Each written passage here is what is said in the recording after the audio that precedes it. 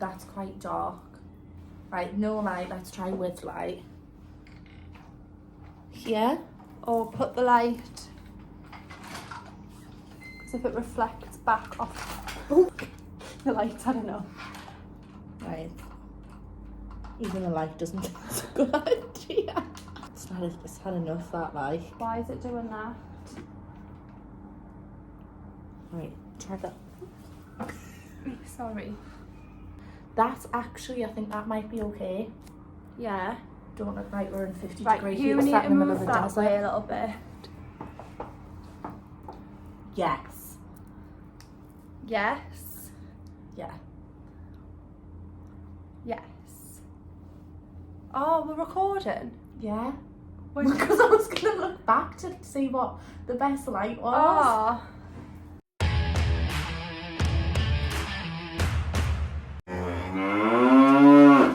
I do actually think I look like Morticia. Right, so we are the Desert Geordies. Basically making this channel because we have got two very different background stories, right?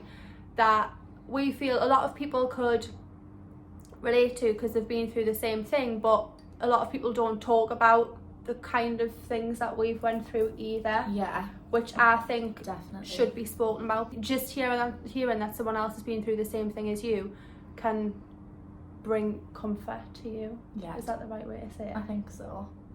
Yeah. Yeah. So rather than like doing an introduction video and boring everyone, we just wanted to jump straight right into it. So we are the Desert Geordies, obviously from Newcastle.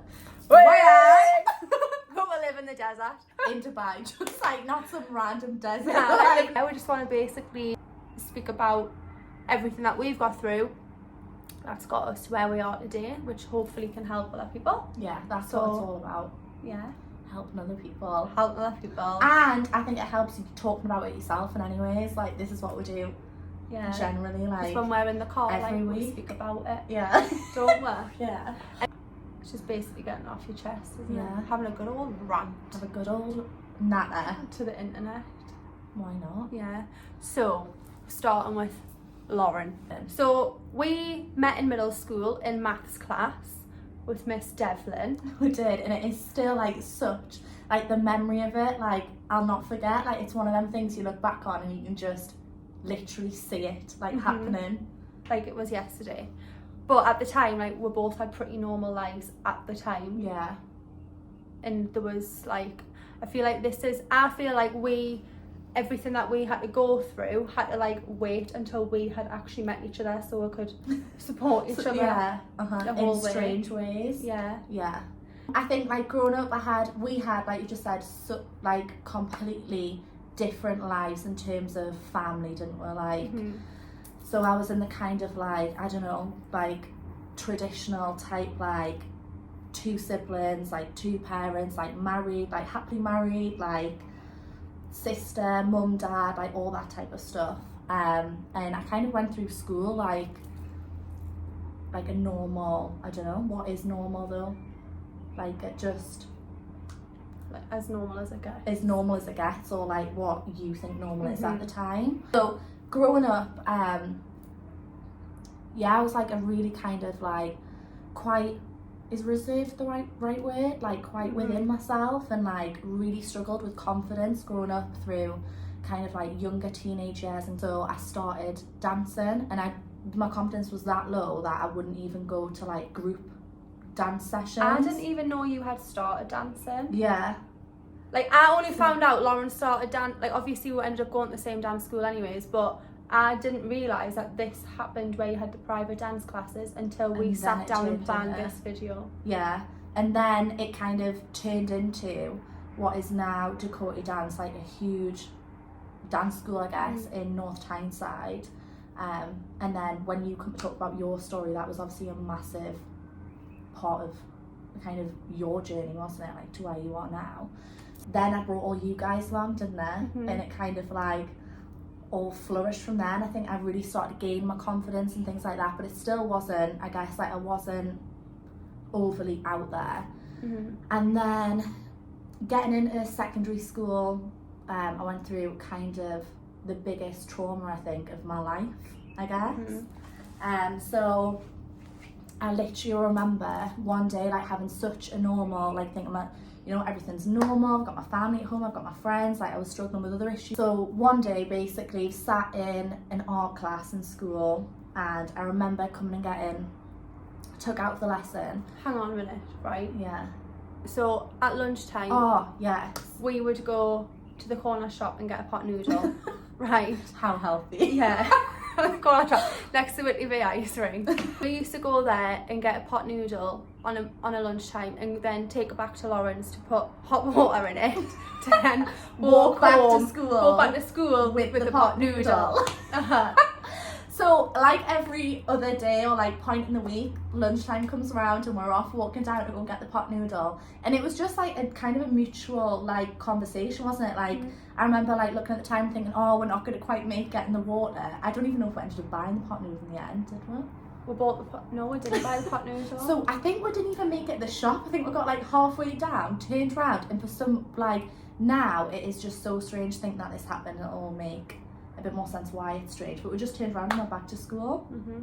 And then I don't think I was in any of your lessons in the afternoon because you weren't in my art class. So I remember being in art class, getting took out of a lesson and just not thinking anything of it at all. I was thinking, oh, am I in trouble about something, or you know, like what's went on, or like is Sophie being dragged out of the school again, like who knows what's happened.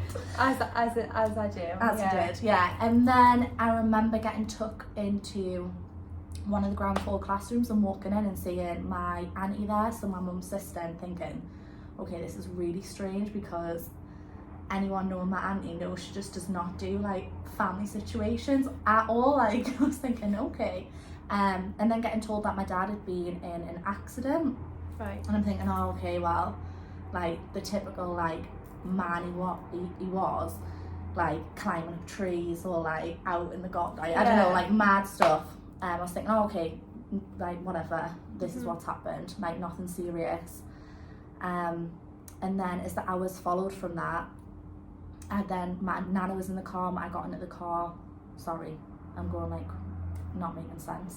So my auntie then took us into her car, my nana was sat there, and they said, we're going to go and pick your outside the school, we're going to go and pick your sister up and then go back to my nana's house. And when I was there, I just knew something, like it was more becoming like, right, okay, this doesn't feel right, what's happened, no one was really speaking. And then kind of cut all of that short, my nana was like, okay, your auntie's going to take you home now, and we're all sat in the car. So me, my sister, my auntie and my nana pull up to the bottom of my mum's street, and I just remember seeing cars, like so many like family cars, and like recognising them all. And I think that was sort of a point where I was like, okay, this is serious. And then I remember when you got took out of school, because I think I was in English or something, like we were in 2 separate lessons, but there was 4 of us in the same friendship group at the time, and I got a message off one of the girls being like, Lawrence just randomly being taken out of school, like do you know why? And I was like, well, no, I've literally just been with her on lunch. And then my communication with you to that point was like barely nothing, wasn't it? And then I just remember, I can't really remember much then. I just remember seeing the cars and thinking this is really wrong. And then the next sort of memory is my mum just sat kind of in between, I think it was, me and my sister in the back of the car, and literally just saying, your dad's died. Like, and from that point, like I think I just went into complete like meltdown or shock. I don't know what it was. I just remember like, so I was sat in the back seat, and then you've got the passenger seat and the tight, like the foot part in between. I remember literally having my whole body in there, like screaming, just thinking, I don't even know if at that point, like, you believe it's happened. Like, I just don't know. And then I don't think any, like, I think if you prepared for a death, like someone has been in hospital and like you know it is coming to the end, like it obviously is bad either way, but you can sometimes take when it happens to process it. But like it's not, it was just completely out of the blue. So it put some context behind it. Like My dad was, I'm going to get this wrong, I'm going to say 34, really fit, really healthy, had a really active job, you know, like, I would just never, it never ever crossed my mind. And growing up, I had a friend who had lost their dad and should talk about it, and looking back, I just could not relate. And when she would speak about a death in the family, I would always just think of kind of deaths that you presume are going to happen before your parents' death. Like, I couldn't comprehend it. It was just one of them things where you really do think that will never happen to me. So obviously, like, the days to follow from that were just absolutely traumatizing. We were all in dance that night. Yeah. So we all had dance that night, and obviously Lauren wasn't there, so we were like, okay, like, obviously some things happened, but we didn't know what at the time. And it's kind of like we were all friends, and then there was like family friends as kids were in the same dance class and stuff. Like, and a then, really tight community, really. Yeah. And then it was your family friend came into the dance class and took her daughter out, which for us was like, right, okay, like, something is clearly going on here, because why would she take her daughter out for this reason? So I followed and I said, what's going on? And then she told me, which resulted in my family coming to pick me up, because again, we weren't, obviously my family wasn't as close as what this family member was, but you know, like, your dad grew up with my mum and stuff, and it was kind of like, I think it was just a surreal moment. So just like, and it was also like, of course, like, we're feeling this, we'll never feel the same pain as what you did, because it's your dad, but at the same time it was you, like, crying for you as well. It was like, how on earth, or like, how are we gonna get Lauren through this? Like, as a friend, like, it's our job to support you. And literally that week we had GCSE exams as well. So the following morning, and now it's something I think we kind of have turned into a bit of a joke, as weird as that sounds, that it was the GCSE maths exam the day after this had happened, and like, I'm sure we'll end up talking about it at some other point, but us two in maths and a GCSE maths exam was just not really ever gonna work. But like, we weren't going anywhere in maths. No. So yeah, it just completely world tipped upside down, you know, seeing the pain of my mum, of my sister, and just it coming to some sort of understanding that, you know, life is literally never going to be never going to be the same. But also it was like, your mum felt like she was having to support, obviously, you's grieving while she was grieving, but then your mum went through everything after, didn't she, with the house? Yeah, so then kind of like the months to follow, the family my mum come under real sort of financial pressure, because, and to be honest, I've only really understood this within the past few years, because it was something that my mum, you know, kind of kept, you know, she was protecting me and my sister, so it wasn't really discussed openly at the time. But my mum nearly lost the home due to insurances not being correct and things like that. I think with them taking out insurance at quite a young age, they weren't covered for, you know, a death like what it was, and I haven't actually said what it was, but within the first few days we didn't actually know. So initially I was told that he had choked to death, and then it was then a suspected heart attack, and then we found out later that he had sarcoidosis. And something that I still really struggle with is he'd been experiencing pins and needles in his hands and in his body, and he was actually due to go to the doctors the following day to get it re-looked at and checked. But it's one of them things that you've just got to learn to let it go.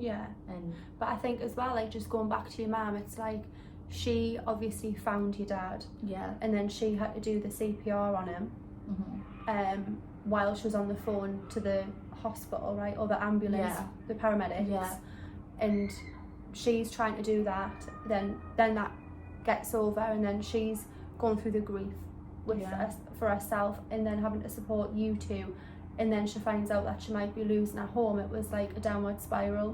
Massively, and even put it into words really of what everything was like. So anyway, like as you do, you've just got to kind of, you know, everyone says to you when you're going through this, it'll get better, you'll be okay. And at the time you just kind of think, how? Like that is not going to happen. But it like does, because you've got no choice. If there was a girl right now, or a boy, right, watching this video, and like they're literally can relate to you, like what would you tell them was the best coping mechanism when you were going through this? Like how did you, like obviously you can't cope, obviously there's never going to be anything that can fix the problem, but what made you think, right, like I'm using this to push forward to... So being like completely honest, at the time, I think so I would have been 15. I kind of, what got me through it massively was my family, my friends, and not shying away from people. And we as a family were just incredibly lucky to have such a huge support network. Like our house was never empty. There was always someone there who, you know, just listening. And as a family, I guess we didn't really talk about it much together, and it was when other people were there that it would get spoke about, and just talking through everything is a massive help, and just trying to get a focus on something. So I went on, growing up, I've been really lucky. I've travelled quite a bit with my nannis, my mum's mum. My mum was originally born in London. We've got some family down there, and they would always go on trips and stuff. And I found this, I've always been really passionate about art and fashion, and I was going on trips quite, you know, my nana was taking us down to London, or we were doing different things together. And I just thought, like, my dad dying at the age he died at made me, there was just sort of like a turning point, and I don't know when it was, and it was like, you really have to make the most in every situation and push yourself, because as cliche as it is, you don't know what's around the corner, you don't know what's going to happen. So I decided from that to, with this passion and this sort of like drive to want to go and achieve something and do something for myself, left the school, left the sixth form, went to an arts college, and then from that, I think like you as well, one of the only people that actually didn't stay on a sixth form and just went on your own little adventure. I think I needed, like, it was like the pain, I think I still carried around, and you associate it with other things as well. So like now I vividly remember still sat in that art classroom, and I think it was just one of them sort of moments where I was like, I've got to go, like I've got to go find myself, I need to get out, like I need. But do you think as well, because like when your dad passed, we were in that school, and was it kind of like every time you walked in that school, like you just, it was like that was the place that you found out as well? Like, and I think people obviously knew what I'd been through, and it was kind of, I remember like that feeling of every day of like walking into school and people kind of being like not knowing how to act, and it's hard, isn't it? And that's no one's fault, but it then, like, I just couldn't cope with that at the time. Like you felt like you were the girl whose dad died. Yeah, exactly, exactly that.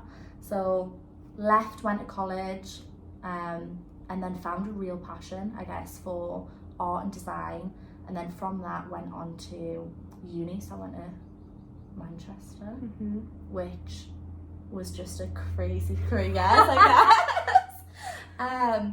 Loved every minute of it, and I've really got to, you know, thank my family. Like, I would not have been there, would not have been doing that without my family, without the support of everyone around me at that time. So you got down to uni and you were doing your art course, right? And then when you eventually graduated, you ended up going into teaching. I did. How weird. But that's what happened. So I came out of uni. To be fair, I was one of them people that left uni, thought, right, okay, I've got a degree, I've had the best fun for the last 3 years, but I think you're also missing out a huge point here. Like, when you got to uni, you ended up living with a girl who had been through the exact same thing as you. So strange. And Rachel, not mind us saying her name on this. So Rach, so we literally like met each other, we were on the same course, and we were sat one night really, really early on, like probably within the first week of moving down there together, and, you know, just chatting as you do, like asking about family back home, and we got on to the same the conversation, and straight away, like, it was that sort of connection with each other, and thinking the way what Rachel went through was very different, but at the same time we've both lost that figure in our lives. So I, like, obviously, like, you know how spiritual I am, right? And I'm like, that happened for a reason about everything. But didn't actually say that's why we turned around and didn't continue with the pot noodles, because we would have walked in there. Yeah. I think it was one of those things, like, we're just backtracking here, but I think it was one of those things, like, after we realised that, because it literally happened bang on the time we were meant to be in your house with our pot noodle. Like, I think for us it was like, if we were there, it was going to be one or two ways. Like, would it have been us that would have potentially, like, helped the situation? But because we ended up turning back, I'm like, I don't really think it was going to be that. No. And I think it would have made it traumatising for you 100%. To be the person, like, and I think a child your age, even my mum having to do that to what is her husband, like, because it could have been you in her position. So I was like, do you know what, that for some reason, like, that did happen for a reason, for you to turn around and be like, I just want to go back to school, like, I don't want to go home. But like, Rachel, like, as soon as you said that, I was like, oh my god, that's so weird, like, that's totally your dad, like, manipulating your, like, life. Because, like, he was so protective, and he was just such a, like, a proper dad. Like, he didn't mess with him, but he also wouldn't hurt a fly. Like, like, I know that all he wants is the absolute best for you, and personally I believe, like, you were meant to meet her, because you were meant to go through this journey with someone who is literally on the same path as you, to help each other, to get you through. Isn't it? So then, don't cry.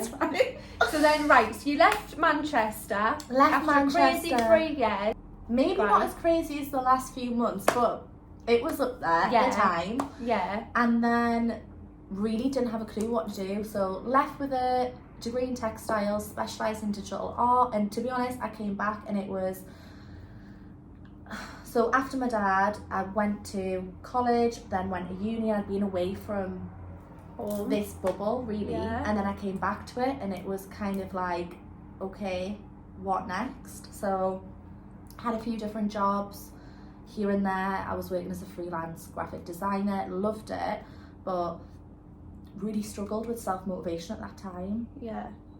Sitting, not like communicating with people and things like that. And then eventually ended up working in a secondary school, and I just found it again, it was like this new thing of, like, I just absolutely loved working with kids. So went on to do a teaching degree with a master's, and then taught in Yorkshire for 2 years. What a whirlwind of an experience that was. Loved it. I class them as, like, I literally met my Yorkshire family down there. It was brilliant, and then ended up coming back to the northeast for the most shortest period of time ever. Plan was to sort of move to the northeast, stay there, settle down. Didn't happen, and here I am in the desert. So when you were in Yorkshire, right, you were there for 2 years. I was working with kids. Now I came down at the Christmas time, and the plan then, that you were telling me at the Christmas time of 2020, was in the summer I'm going home and I'm going to buy a house, and I'm going to find a job in Newcastle. Right, so that was the plan. And I was a little bit in between of, okay, where do I go from here? Like, do I apply, go for this job, stay on, or come back? And at the time I was in a really long-term relationship, and that was what was kind of driving us to come home. And in them 2 years... But did you get the promotion? No, because I never went for the job, so I actually went in and resigned, kind of. It was all a bit complicated. Is this okay?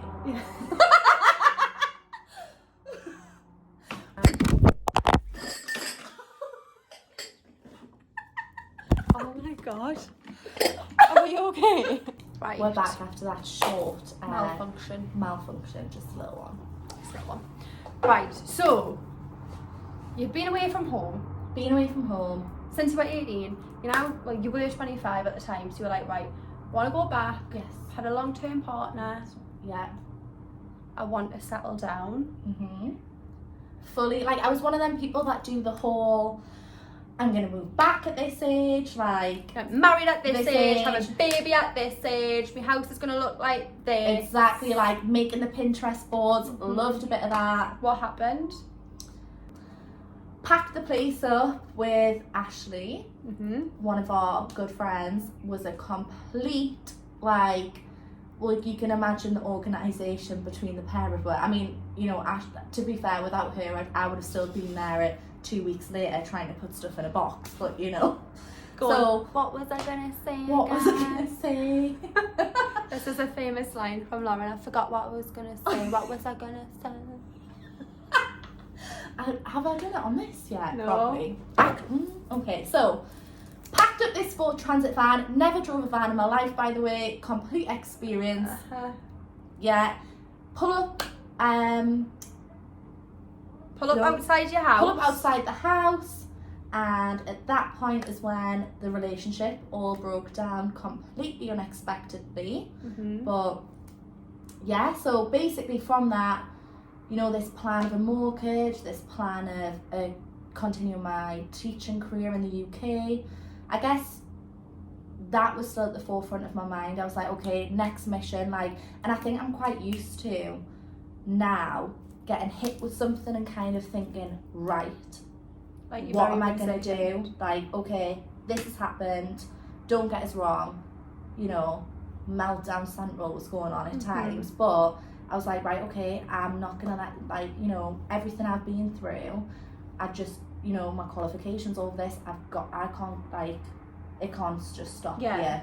So I think it is difficult though, because like with a relationship that's been that long, it's like how, like in your mind at the time, it's like how you don't think of any of all of those other things that you've done. Like, you don't think, right, I've done this, I've got this qualification, like I've overcome losing a parent, like like if you put it all on paper, do I deserve any more beep, but no, but like at the time when you find that out, it's like you're not going to think of all that. Like at the time, like something that's so huge in your life that just suddenly came to an end is going to make you think, like, I have nothing, what am I going to do?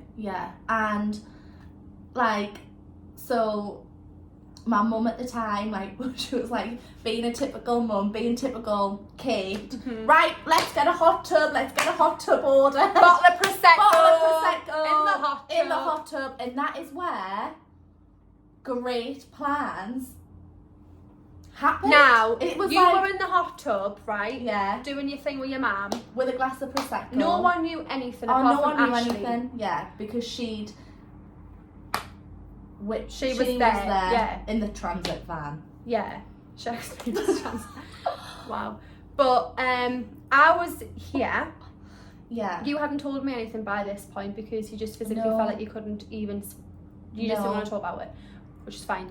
But I had a feeling, for some reason, like I just had a weird feeling like maybe in me. You can't get away with anything. Mystic. Nothing. Mystic Meg over here. I just knew. And I messaged you and I was like, this has happened. I know what's happened. Yeah. What's going on? And then that's when you were like, how on earth do you know? Like, and I was still a bit like, oh, I don't know, like playing around it a bit. Yeah. And then there was no play. There's no play around it with you. So straight the cut. Straight the cut. And your mum was like, why don't, was it you, why, was it she was saying like, move to Dubai or go and see No, it was, Sophie? I think we had a conversation and you were like, get yourself over here, like come and see us, like you're pregnant at the time, like it was like this thing, wasn't it, of like, okay, go on a holiday and go and see Soph. Yeah. Never been over here the whole time.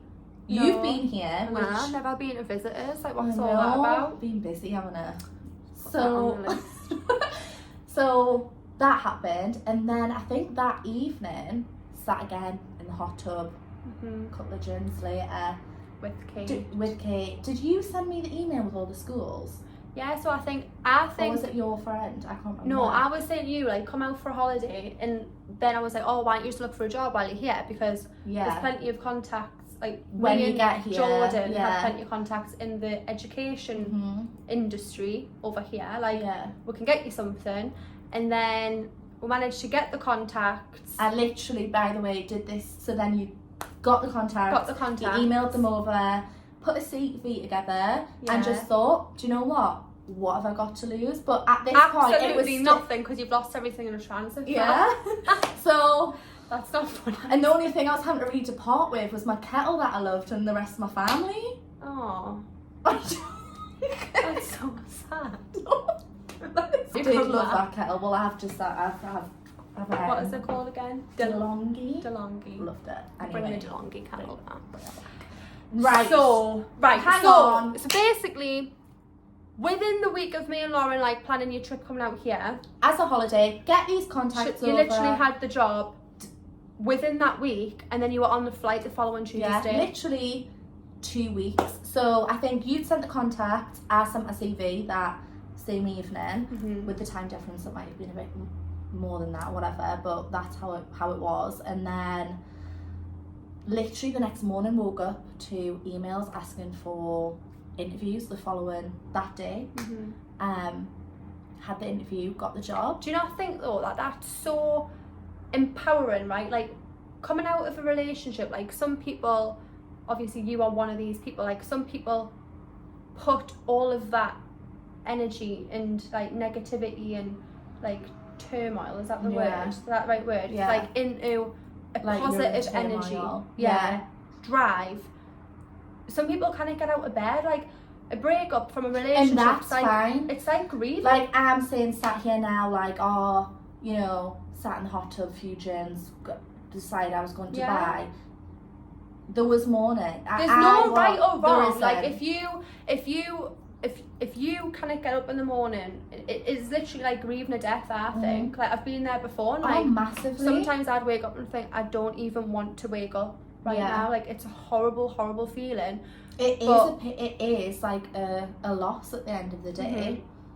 But I think as well, it's like, it's such a weird thing, because it's like, it's a loss, but you know that person's still out there, and it's like, so it's hard to get, like, to move forward when it's like, well, like, it's not like the person's gone forever, like, the person is still there, and it's like, do you pick up the phone, like, and when it's not a mutual agreement, or you've not, you know what I mean, like, it is hard. But that whatever way you decide to deal with that, there's no right or wrong way. Definitely not. But if you are putting all of that energy into something like this, and literally, like, within a week of just having a general chat on the phone, I still don't believe it now. Like, it is insane. And being totally honest, like, we would have conversations prior to this, like, you know, when you kind of first got out here, and you were like, you've got to come out here, you've got to do it, it's amazing, and like, you'd come back with George and you'd talk about it,